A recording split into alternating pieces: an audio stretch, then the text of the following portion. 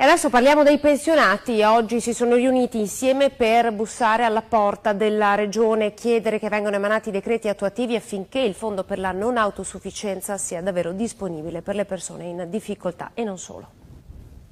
Noi non abbiamo dubbi che c'è stata un'azione di risanamento dei conti pubblici della Regione importante, però la cosa che noi diciamo, e questo non lo sottovalutiamo ovviamente, ma la cosa che noi diciamo è che questo è avvenuto a svantaggio di uno dei punti che noi riteniamo assolutamente fondamentali, che è la medicina di territorio. 5 anni fa è stata approvata una legge sulla tutela della non autosufficienza, ma i decreti che avrebbero dovuto mettere in atto questa normativa, renderla operativa insomma sul territorio, non sono mai stati emanati. I non autosufficienti ricoverati presso le case di riposo sono circa 25.000 che hanno il sostegno e l'impegnativa della Regione.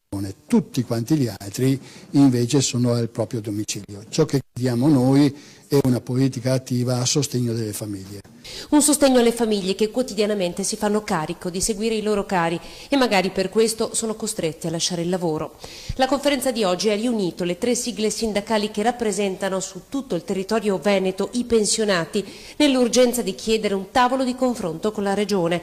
Nel piano sociosanitario regionale in cui tutti i sindacati hanno creduto fermamente, la rivoluzione della medicina territoriale in termini di servizi ancora non è stata attuata. Oggi ufficialmente i sindacati hanno aperto l'avvertenza ed ora attendono risposte. Se non sono disponibili ad attuare la legge sulla non autosufficienza, ce lo dicano.